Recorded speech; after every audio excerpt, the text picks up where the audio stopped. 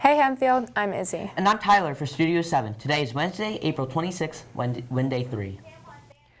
The football team is seeking student managers for their spring practices. Students, if you are interested in football or pursuing sports management, you should consider the position. If you are interested, contact Mr. Egger or any other football coach in the building.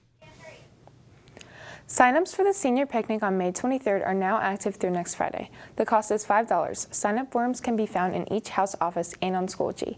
Forms and money can be turned in to Mr. Peacher or Mr. Snook before school or during WIN. Before we take a look at this week's sports, here's Josiah to talk about sports history. Puts up a three. Long go. Rebound number 6.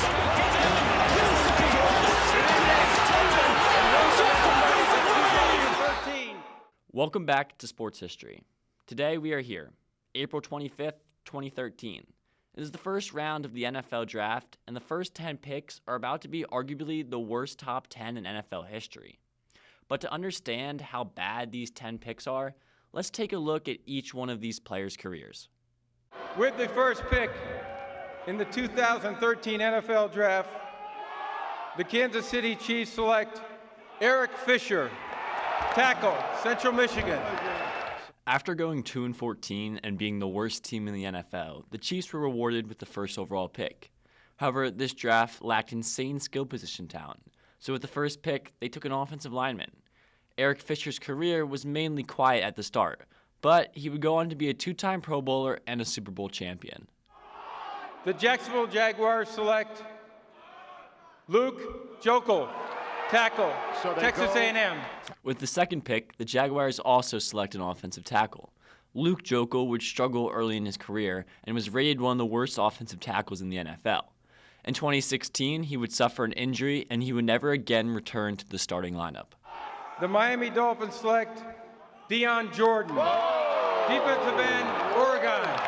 The Dolphins traded up to the third pick to select defensive end Deion Jordan. His career, however, would quickly fall apart. In his rookie season, he battled an injury and never started a game. In the next 2 seasons, he'd be given suspensions for failing the substance abuse policy, and by 2017, the Dolphins had released him. The Philadelphia Eagles select Lane Johnson, tackle, Oklahoma. Lane Johnson is a bright spot in this horrible top 10. He's a 4-time Pro Bowler, 2-time first-team All-Pro, and a Super Bowl champion. Johnson is still in the NFL and is known as one of the best offensive tackles in the game. The Detroit Lions select Ezekiel Ansah, defensive end, BYU. Ansah had a quick start to his career. He led rookies in sacks in his first year, and in 2015 he made a Pro Bowl. However, after that, his play would become very inconsistent, and he'd be plagued with injuries. The Cleveland Browns select Barkevious Mingo, defensive end, LSU. Mingo was supposed to be an explosive edge rusher, but he was very unproductive for the Browns. In his third year, he was traded to New England for a 5th-round pick. He bounced around the league until 2021 when his football career ended when he was arrested. The Arizona Cardinals select Jonathan Cooper, guard, North Carolina. Got it.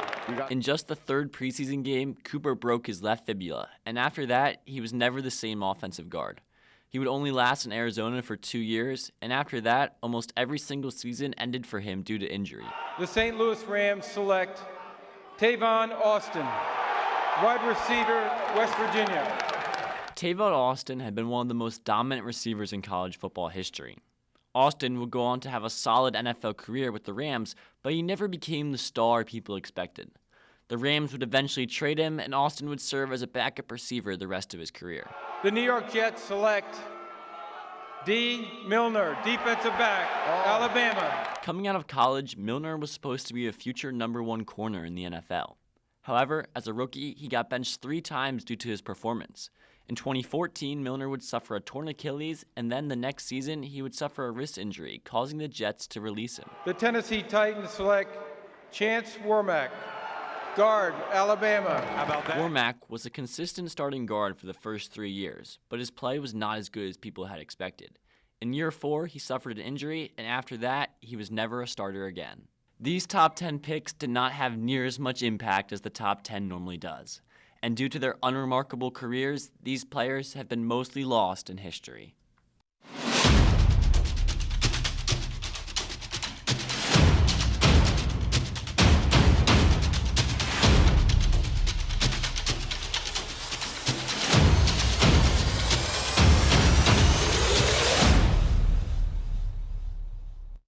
On Monday, Hempfield's baseball team won 8-4 against Warwick. Their next game is today at 4:15 at Manheim Township.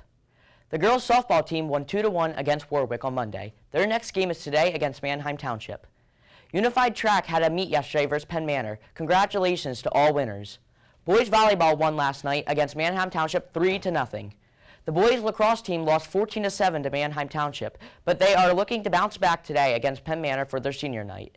The girls lacrosse team also lost on Monday, but they are looking to turn it around today against Penn Manor. Good luck to all teams in their upcoming matches. Now let's take a look at the weather and menu. Here's the weather. Here's the menu. That's all for today, Hempfield. Have a waltzing Wednesday.